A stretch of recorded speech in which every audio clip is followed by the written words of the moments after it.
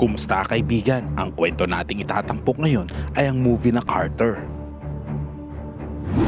Ngunit bago natin ito simulan, ay maaari ba akong makahingi ng pabor? Pakilike naman ang videong ito at pasubscribe na rin sa aking channel. I-click mo na rin ang notification bell. Muli maraming salamat kaibigan. Nagsimula ang eksena sa pagpapakita sa isang bus na may sakay ng mga CIA agents. Sila ay patungo sa isang apartment kung saan isasagawa nila ang kanilang operation. Ang kanilang target ay isang lalaking nagngangalang Carter na mayroong tattoo na krus sa likuran ng kanyang ulo. Pagdating sa kwarto nito ay agad nila itong dinakip at tinanong kay Carter ng mga agent ng CIA kung nasaan si Dr. Jung. Ngunit wala siyang maisagot at wala rin siyang alam dahil sa mga oras na iyon ay mayroon itong amnesia. Ang isa sa mga agent ng CIA ay nagpakita ng isang video ni Carter kasama si Dr. Jung. Nang makita ang video, mukhang nalilito pa rin si Carter dahil blanko na ang kanyang memorya. Napansin nito na may dugo ang kanyang kamay at sinundan niya kung saan ito nanggaling.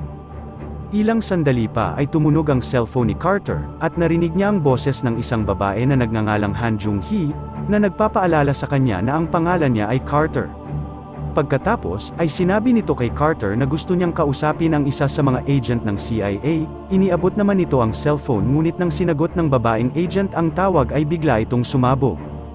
Dahil sa pagkalito, si Carter ay sinabihang tumakas na, dahil sa loob ng 20 segundo ay sasabog na ang buong kwarto. Nilagyan pala ng communication tools ang tenga ni Carter kaya naririnig pa rin niya ang mga sinasabi ni Jung-hee.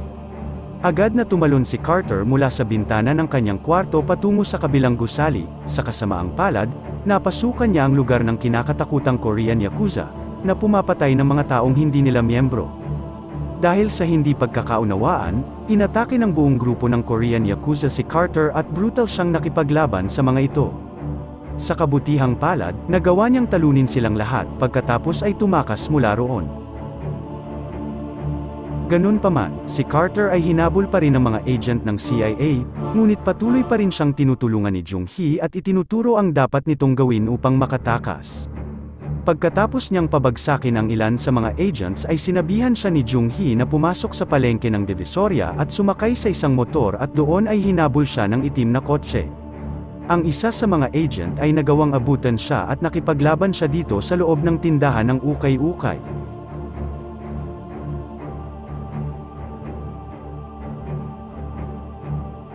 Nagawa niya naman itong talunin, pagkatapos ay nagpalit ito ng kanyang kasuotan, at nagpatuloy sa kanyang paglalakbay ayon sa direksyon ni Jung-hee.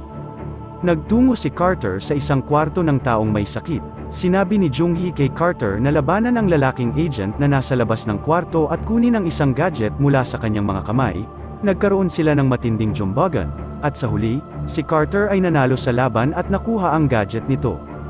Di nagtagal, tinanong ni Carter si Jung-hee kung bakit siya hinahabol ng mga CIA. Sinabi niya na isang bomba ang nakalagay sa kanyang bibig at kung hindi siya makikipagtulungan, ang bomba ay sasabog. Pagkatapos, sinabihan si Carter na pumunta sa isang kotse upang makakuha ng mga sagot sa lahat ng mga katanungan. Noong una ay ayaw ni Carter na sundin ang utos nito ngunit nang sinabi ng babae na hawak niya ang detonator ng bomba na nakalagay sa kanyang bibig at anumang oras ay maaari niya itong i-activate, walang nagawa si Carter kundi ang sumunod. Matapos ang mahabang paghahanap, nakita ni Carter ang sasakyan. Pagdating doon, inabutan niya ang isang lalaki at isang babae, na agad siyang isinakay at itinakes mula sa pagtugis ng mga agent ng CIA. Samantala, sa loob ng sasakyan, ibinigay ni Carter ang device na kinuha niya sa isang babaeng nagngangalang Choi Eugene para i-hack ng kanyang mga kasamahan. Si Eugene ay isang agent ng BIA na namamagitan sa relasyon ng South Korea at North Korea. Sa pamamagitan ng isang chip sa kanyang tainga, ipinaliwanag ni Jung-hee kay Carter na siya ay mula sa North Korean Labor Party. Ipinaliwanag niya na sila ay nasa isang misyon na dalhin si Dr. Jung at ang kanyang anak na babae sa North Korea dahil si Dr. Jung ay ang tanging tao na nagtagumpay sa paggawa ng isang bakuna para sa DMZ virus, at ang bakuna ay ginamit sa katawan ng kanyang anak na babae, si Hana, kung saan nakabuo ito ng antibodies, ngunit sa ngayon, si Hana ay kinukuha ng CIA. Para sa susunod na misyon, hiniling ni Jung-hee kay Carter na iligtas si Hana at dalhin siya sa North Korea.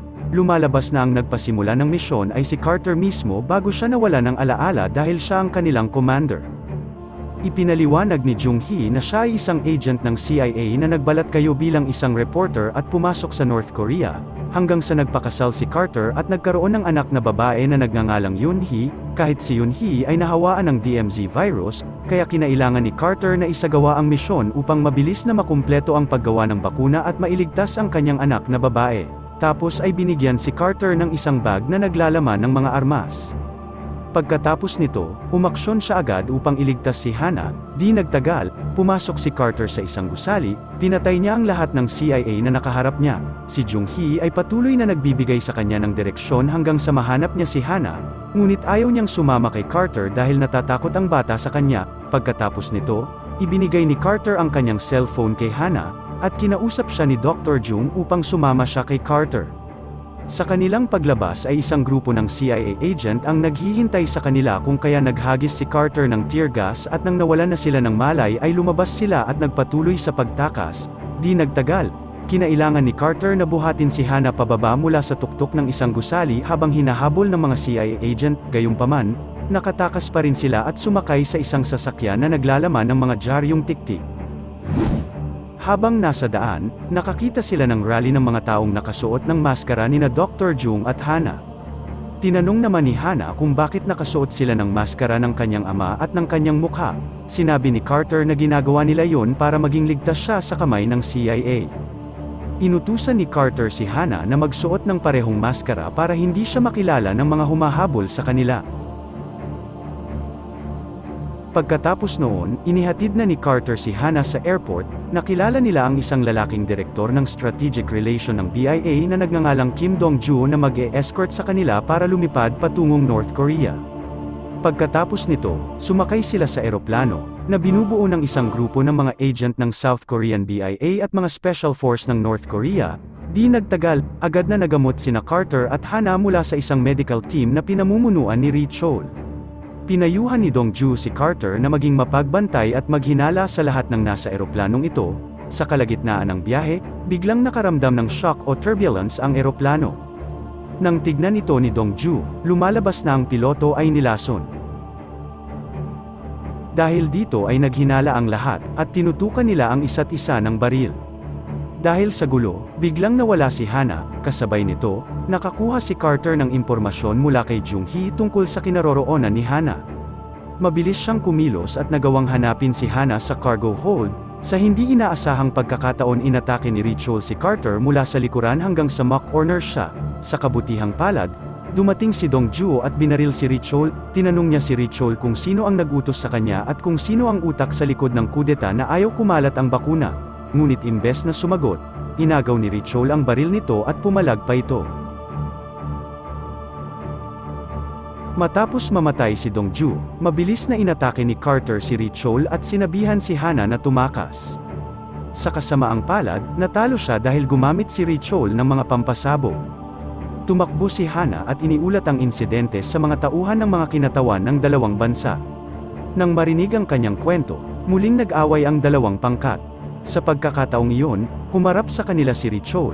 Sinabing ginawa niya iyon dahil si Dong-ju ay isang spy ng CIA.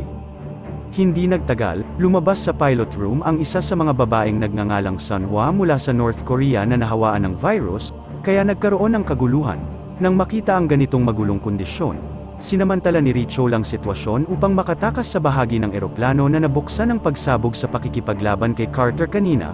Makikita naman si Carter ay buhay pa pala at nakabitin lang sa labas ng eroplano at nagpapahangin ang loko. Nakita niya si Ri Chol na dala si Hana, at agad siyang tumalon upang sundan ang dalawa hanggang sa sumiklab ang matinding bakbakan sa gitna ng ere.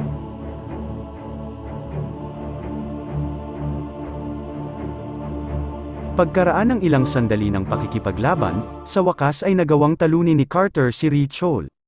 Nailigtas din niya si Hana hanggang sa bumagsak silang dalawa sa likod ng truck ng baboy.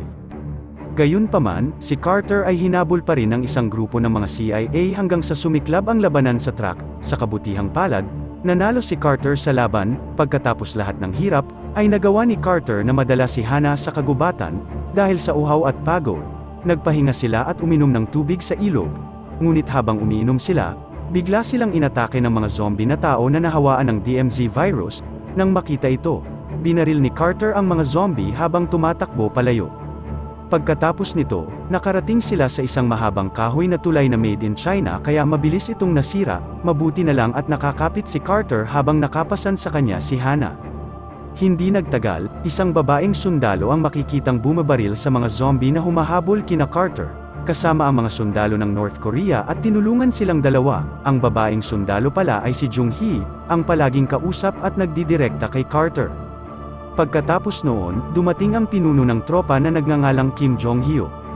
Maya-maya hiniling ni Carter na ibalik nila ang kanyang alaala, ang kanyang kahilingan ay pinagbigyan sa pamamagitan ng pagtanggal ng communication device na nakatanim sa kanyang tainga, ngunit saktong bubuksan na ni Jung-hee ang memory stitches ni Carter, bigla siyang inatake ni Jong-hyuk hanggang sa mawala ng malay si Carter. Nagalit si Jung-hee dahil sinira ni Jong-hyuk ang kanyang pangako, ngunit wala siyang magawa dahil subordinate lang siya. Pagkatapos, dinala si Carter sa isang lugar sakay ng truck. Kinukutsa siya ng mga sundalo at hindi sinasadyang sinabi na si Jung-hee ay ang asawa ni Carter. Hindi nagtagal, dumating sila sa cremation site na contaminated ng DMZ virus, ngunit nang masunog ang mga bangkay, bigla silang nabuhay at inatake ang lahat ng mga sundalo. Sinamantala ni Carter ang pagkakataon para tapusin ang mga sundalo at makatakas, ngunit bago niya pinatay ang isa sa mga sundalo ay tinanong nito ang lokasyon ni Hannah at ng kanyang asawa. Dinala niya ang truck hanggang sa makarating ito sa isang burol. Gamit ang isang sniper rifle, sinubukan ni Carter na obserbahan ang mga galaw ni Jong-hyuk habang tinatawagan si Jung-hee para marinig niya ang kanilang usapan. Nang si Jung-hee ay babarilin na ni Jong-hyuk, agad siyang binaril ni Carter mula sa malayo, ngunit naiwasan pa rin ito ni Jong-hyuk. Hindi na nag-isip, sumugod si Carter upang ipagpatuloy ang pag-atake gamit ang isang truck. Pumasok siya sa headquarters upang isa-isang patayin ang mga sundalong naroon, ngunit kailangan niya ring harapin ang mga taong zombie na nahawaan ng virus. Sa wakas, nailigtas ni Carter si Jung-hee, at agad nilang pinuntahan ang kanilang anak na babae, na infected din ng virus. Sa tindi ng hirap na kanilang susuungin sa pagitan ng mga sundalo at zombie, nakapasok sina Carter at Jung-hee sa silid ng laboratorio at nakita si Dr. Jung, na agad na nag-inject ng bakuna sa kanilang anak na babae. Gayunpaman, hindi nagtagal ay dumating na ang mga sundalo at sinimulan silang salakayin. Nang makita ang walang katapusang bilang ng mga sundalo, binaril ni Carter ang mga bintana ng silid ng zombie hanggang sa makalabas ang mga zombie at inatake ang mga sundalo. Pagkatapos, nagawa nilang makatakas sakay ng truck. Sa truck, hiniling ni Jung-hee kay Dr. Jung na buksan ang nakalock na charter memory stitches gamit ang isang bagay na tinatawag na DB7, nang mabuksan ang mga tahi. Sinimulang alalahanin ni Carter ang lahat ng kanyang nakaraan. Ang totoong nangyari pala sa nakaraan ay gustong tumakas noon ni Carter, Jung-hee, at ng kanyang anak na babae mula North Korea patungong South Korea. Gayunpaman, ang kanilang paglalakbay ay pinigilan ni Jong-hyuk. Hiniling ni Carter kay Jong-hyuk na palayain sila. Sa halip na gawin ito ay kinuha niya ang kanilang anak, ngunit dahil sa takot na ipagkanulo at ibunyag ni Carter ang lahat ng kanyang mga sikreto, pansamantalang binura ni Jong-hyuk ang mga alaala ni Carter gamit ang DB7. Hindi lang yun, ngunit bigla niyan ininject ang DMZ virus sa anak ni Carter. Lumalabas na si Jong-hyuk pala ang nagpakalat ng DMZ virus. Siya ang defector leader ng mga rebelding puwersa at utak ng virus na ito.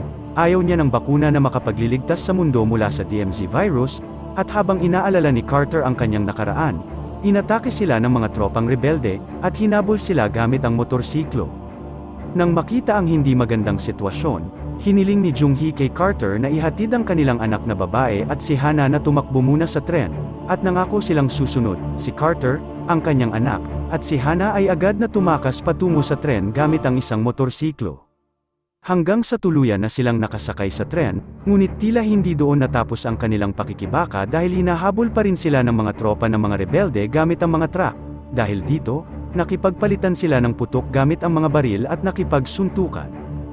Gayunpaman, ay hindi pa rin natalo ng dalawang troop truck si Carter hanggang sa dumating ang dalawa pang helicopter para salakayin siya. Isang matinding labanan ang naganap sa himpapawid. Biglang dumating ang isa pang helicopter na sakay si Jong-hyuk at pinasabog ang tren sa likod gamit ang isang bazooka, ngunit dahil sa matinding kakayahan ni Carter sa pakikipaglaban na minana niya kay Cardo Dalisay ay kinaya niyang talunin ang kalaban, kahit naka-helicopter pa ito. Hindi nagtagal, mula sa likuran, dumating din si Dr. Jung at Jung Hee para tulungan sila. Tumalon naman si Carter sa helicopter ni Jong Hyuk, at naganap ang labanan sa loob ng helicopter. Inatake din ni Carter ang piloto hanggang sa ito ay namatay, at ang helicopter ay nag-automatic mode. Samantala, nang ang tren ay papasok na sa isang lagusan, si Carter, na napansin ito, ay pilit na tinalo si Jong Hyuk, at siya ay tumalon patungo sa tren. Ang helicopter na naka-autopilot ay hindi nakaiwas sa tunnel hanggang sa ito ay sumabog, kasama si Jong Hyuk. Samantala, si Carter ay nakaligtas, at siya ay lumapit sa kanyang anak na babae, na nagising sa mga bisig ni Jung Hee. Sa wakas sila ay ganap na nakalaya mula sa pagtugis at nagpatuloy sa kanilang paglalakbay sakay ng tren, at sa huling eksena ay biglang sumabog ang riles ng tren. Sana'y nagustuhan mo kaibigan ang kwentong ating itinampok. Kung magkagayon, ay baka naman pwedeng pakilike ang videong ito at pasubscribe na rin sa aking channel. Kung hindi mo naman ito nagustuhan, ay pwede mong pindutin ang dislike button ng 2 beses para makasigurado ka.